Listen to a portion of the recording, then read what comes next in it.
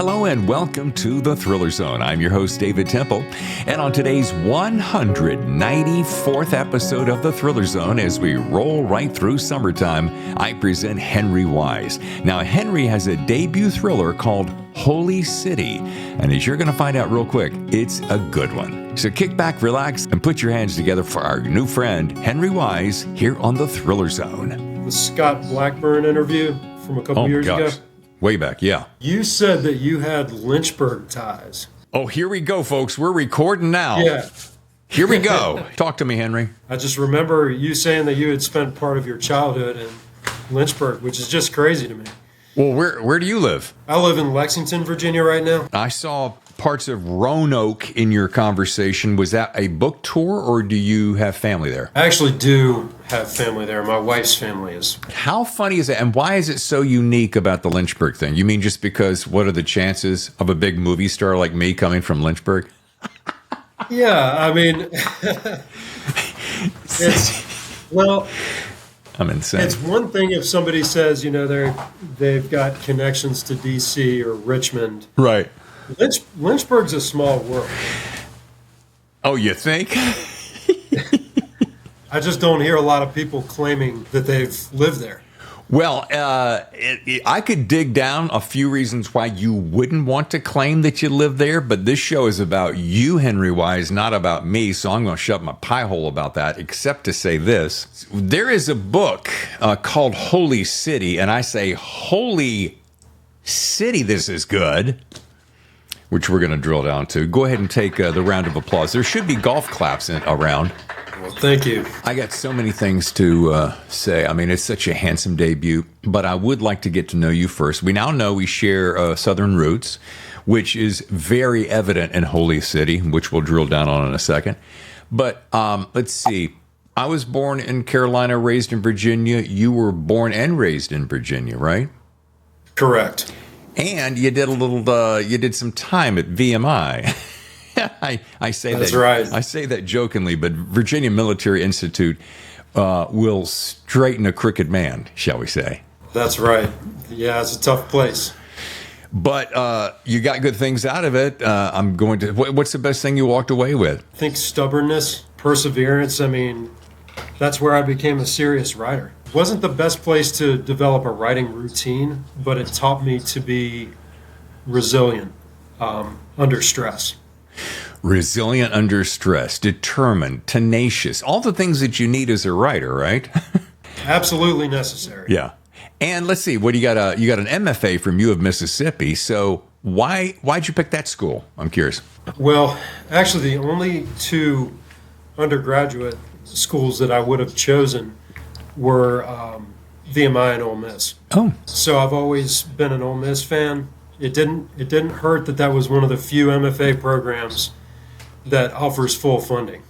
Wow. So, well, we have a whole bunch of mutual friends in and around the writing community, which we're going to get to in just a couple of minutes. But it's an amazing thing, and it's a beautiful thing, and it's a cool thing that so many great writers are coming out of the South these days. Well, they always have, but I mean, there's a swell of swell writers coming out of the South, anywhere from upper Virginias down to lower Carolinas and into Mississippi and Texas and Tennessee and so forth. But I love the fact that you have appeared in so many writing chronicles that we know of. Southern Culture, Shenandoah. Probably the most high-profile publications that I had before Holy City were Radar Poetry and Shenandoah. Yeah.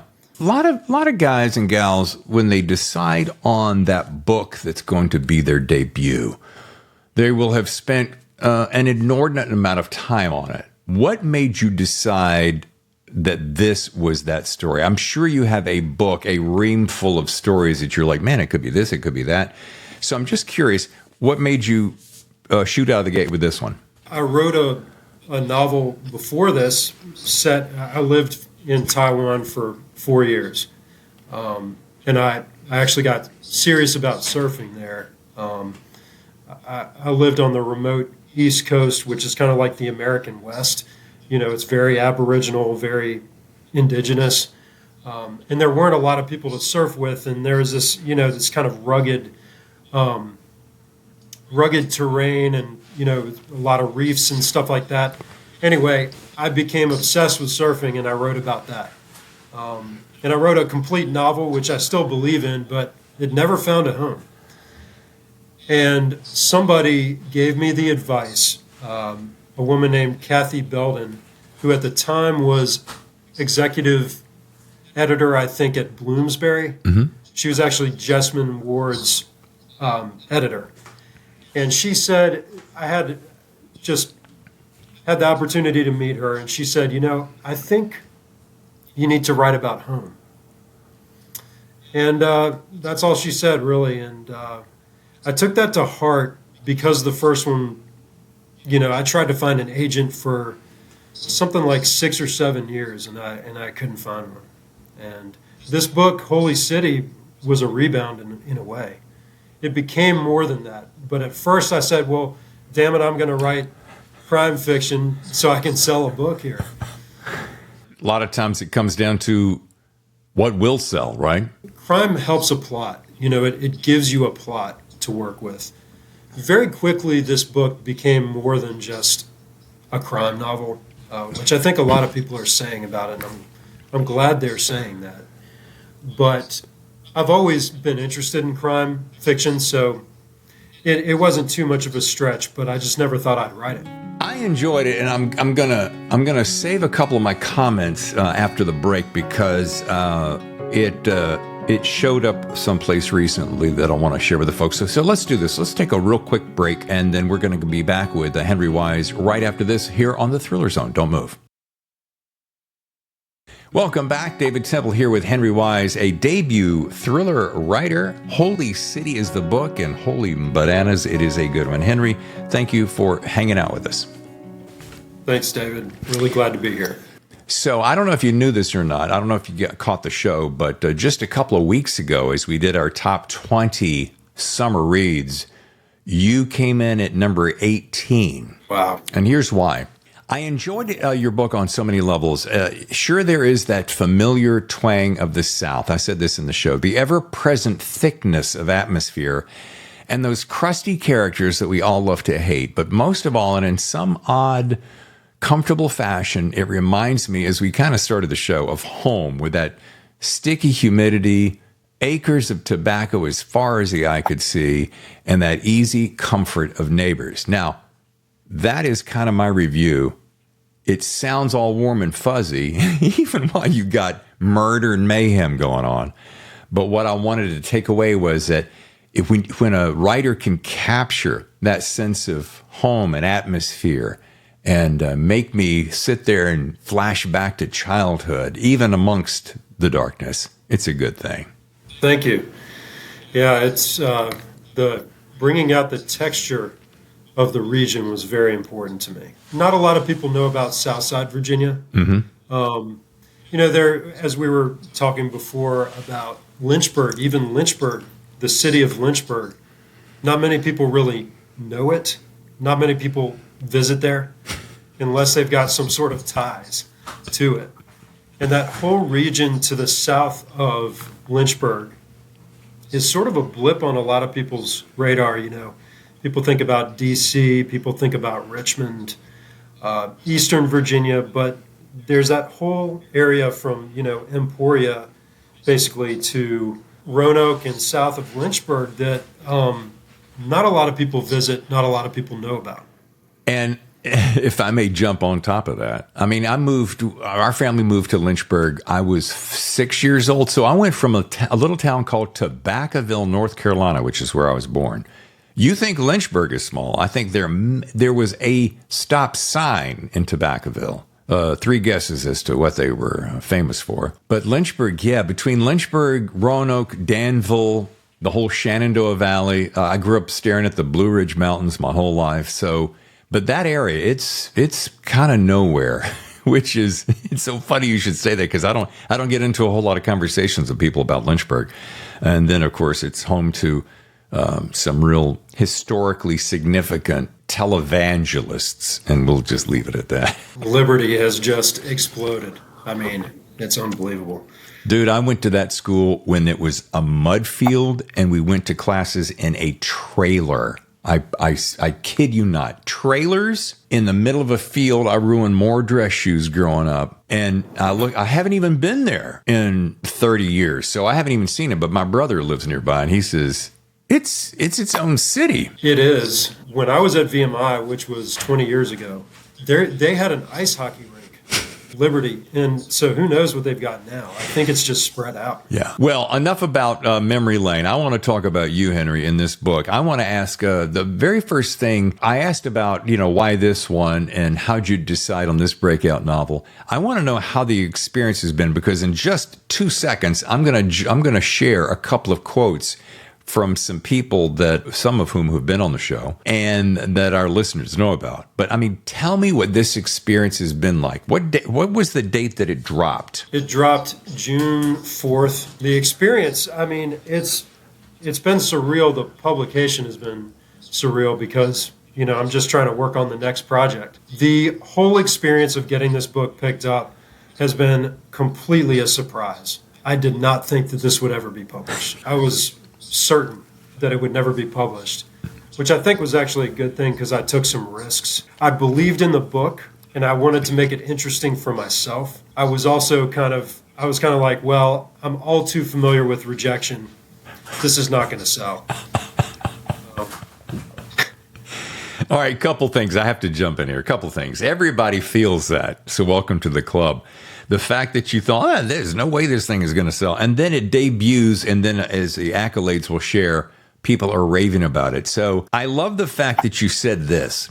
And boy, you'll notice that I close the show with best writing advice. So I'm going to put you on the ribbit too as well. So don't forget about that. But how many people have said, write what you want to read. Write what you enjoy being around. Write what you know. Write what makes you happy. So the fact that you did that, I think, puts you way ahead of everybody. A lot of people writing. I think a lot of people write what they think they can sell. I just don't think that's a good idea, because if you're writing what you think you can sell, that means you're writing what has already been written because it can sell. I mean, there's going to be some of that. People love crime fiction. I know.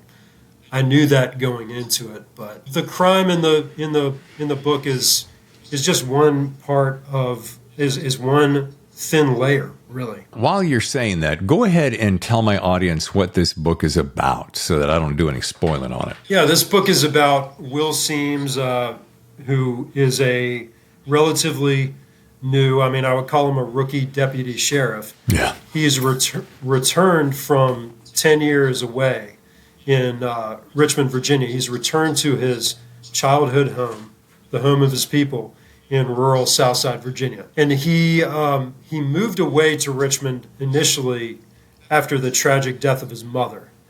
And so he's returning in part to face that. He ends up facing more in his past than he would probably like to. I think a lot of listeners could probably relate to that. Did I see in your social media, because I was doing a little trolling, were you at that bookstore in downtown Roanoke? Yes. Book No Further. Book No Further, yeah. Such a cool place and a great place to have an event. So folks, I promise this. I just want to share just a very small handful. Yeah, you can go wide with Publishers Weekly, who says bold characters and splendid prose, check. But how about S.A. Cosby, who says Holy City is an amazing piece of work, a Southern novel that examines the pathos and ethos of small-town life and the weight of both grief and hatred. He loved it. Megan Abbott, a guest of our show, love her stuff. A haunting story of crime and the myriad ways that one can be punished. That's a good one. And our old friend Ace Atkins, who, come on now, he's down there from your neck of woods where you studied and so forth. Wise balances a bold literary voice with authentic storytelling and the kind of gritty Southern thriller that's right down my alley. When you can get Ace to say that, you've done something. Yeah, It's been a real pleasure to get to know him. He wasn't associated with Ole Miss at all. And I actually just did the book launch with him. He was my conversation partner in Square Books. He's such a good dude. He wants to see everybody win. That's what I love about his attitude. And I got one more here. William Boyle. Burns hot and fast, and it is impossible to put down. mic drop. Yeah, that's a good one. They're all good, and I'll tell you, and that's only 5 of them. There's about 35 more floating out there, but I didn't want to do the whole thing. But you have got to be proud, because when you can. Oh, I was talking to a friend of mine, Anthony Goodell, the other day about this. When you can put yourself in the flow of this competition and A, face it head on, B, be undaunted, C, tenacious with your drive, and D, let go of the caring if it's going to succeed or not, and be okay with the fact that you created something on your own, I think that could be just about the perfect recipe for success. Yeah, and I think probably the biggest factor. I mean, meeting all these people, getting ACEs, validation, and Sean Cosby's. I mean, great guys, and to have them rooting for me, I feel very lucky there. Persistence has been such a big part of this. Yeah. A lot of people say to me, I've queried like 10 agents. I've gotten no word back, almost as if they're going to stop. I'm like, dude, you need to get out there, because I didn't get an agent until the 85th person that I queried. And I know for a fact that Eli Craner was rejected by 200 agents. There's just a lot of rejection out there. I'm going to pull out an old sales axiom. Every no gets you closer to a yes. So if you can wrap your arms around that, if you can just wrap a pinky around that and go, okay, I'm going to make a list. It's only going to be so many no's. And how many no's will it be? Who knows? Who cares? But just keep going, unless you don't want to do it. Listen to my southern accent coming out when I'm talking to you. Where the hell did that come from? Sorry, I'm going to turn that down. I mean, think about it, Henry. Don't you agree that if you gotta shut down that voice that says, it ain't going to happen? It got to the point where I sort of began to thrive on rejection. It's you almost wanted the no's just to say, you know what, I'm gonna work this much harder because I think I'm onto something. Yeah, and back to your VMI training, tenacity, determination. I'm going to go back to discipline, because if you don't learn discipline at VMI, then somebody's doing something wrong. That's right. Yeah, and to write, VMI taught me. It didn't intend to teach me, but it taught me if I could write there, I could write anywhere, under almost any circumstances. Okay, I want to drill down. Speaking of drilling down, I want to drill down one little step there. Why was it that environment that made it that much more challenging? Everybody's sleep deprived. I mean, you're running on like weeks straight of 4 or 5 hours of sleep. It's just an intense environment. Everybody's you see people under pressure all the time, and I actually think that's one thing that really impacted me as well. Seeing people under pressure, it teaches you something about people, and you need to know about people to write fiction. And you got to be able to stand the heat in the kitchen or get out of the kitchen, right? Right. What is one thing that you hope your readers will take away from this book? That's a good question. I haven't been asked that before. I hope that the book will illustrate and convey the South, not as merely stereotypical South. I want to illustrate the complexity of the South, and that includes race. That includes. I've seen in a lot of books. Of course, it's a common trope to have the corrupt sheriff, the wrongly accused person, and you sort of know 100% who to root for. But I think in my novel, something that I really strove to do is portray these characters as real people, believable people, that even if you're not from the South, you could probably say, yeah, that's authentic. That is so good, and such a mission accomplished for you, because it's so funny. I was reading, when I first started the book, there was a couple of little classic Southern comments made, and I'm like, oh, is this going to be another, and no offense here, is this going to be another repeat of the same Southern bullshit that comes around, that focuses on redneck or non-educated or, living in a trailer, etc. And sure, there's that. But what I liked about this is it didn't focus on that for one thing. And the other thing is, just like any other part of the country, everybody's got their thing. not smart people who don't make good decisions, last time I checked, live everywhere. So sometimes when you see somebody who's making bad decisions and doing something stupid, and maybe they don't have a great education, but they happen to have a real heavy draw, doesn't make them an idiot. It just makes them not making good decisions. Absolutely. And see, it's a tricky balance, because there are the people in the trailer parks. There are the poor rednecks. There are the poor African American communities. I mean, that's very real. Mm-hmm.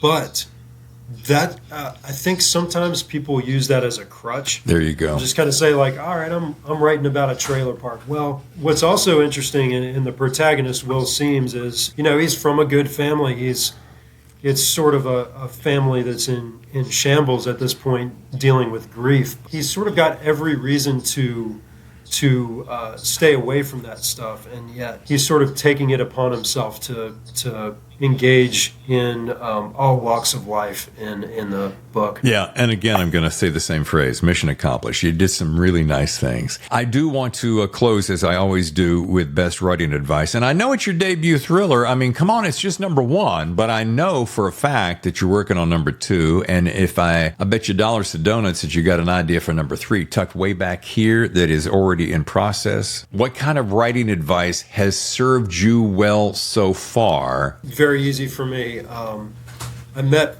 Richard Ford a few years ago. Just briefly, he wouldn't remember me. I asked him, what advice would you give somebody who's working on a first book? And he said, don't do it. And it was just, all right, smart ass. What would you say to somebody who is determined to do this? He thought about it for a second, and I appreciated the pause. He really thought about this, and he said, write about what's most important to you, because that will sustain you.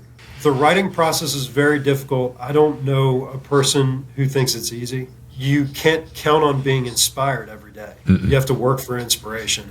And I think when you're writing about what you really care about, as broad as that may be, as narrow as that may be, I think it just helps you come back and put yourself in the ring every day. That's so good. You hear a lot of people talking about writing to market, and you kind of referenced that earlier. If you write something that you think is going to sell, when you start on it, let's say it takes you a year and a half, that if you're thinking this is going to be good in market now, by the time you actually get there and get it through editorial and published and out there on the shelves, that tide may have already shifted.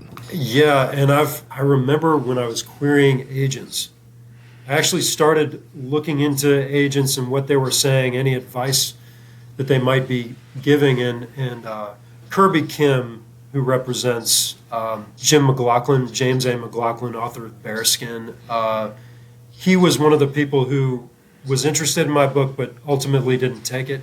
Anyway, I heard an interview with him. He was asked pretty much the same question, should you chase trends? And he said no. He said exactly what you said. You never know. You can't predict where those trends are going to be. It's going to take you 2-3 years to get this book out there. Mm-hmm. You used an interesting word, that which will sustain you, because if you're going to be married to that thing, you guys are going to be sleeping in the same bed, so to speak, for a long time.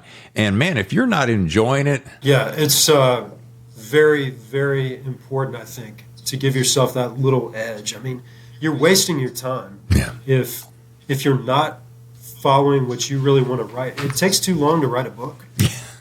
Yeah. It takes too long to write an email. Yeah. I mean, life's too short. You got to get in there and get dirty, Life is short. Get in there and get dirty. There's the hashtag. Going to be a T-shirt. Well, folks, once again, if you want to learn more, go to henrywise.com. The book is Holy City. And if you like Southern noir and the sense of home and good and bad people trying to make their way through a tough world, I think you'd enjoy it. Henry, I really appreciate you carving out the time. And it's nice going down memory lane on, Old Home Week. Well, man, this was a blast. I could talk to you for a lot longer. Well, thank you for the time. Absolutely. And been a delight hanging out with you, Henry. And we will see you again soon. See you, David. This has been great. Thank you so much.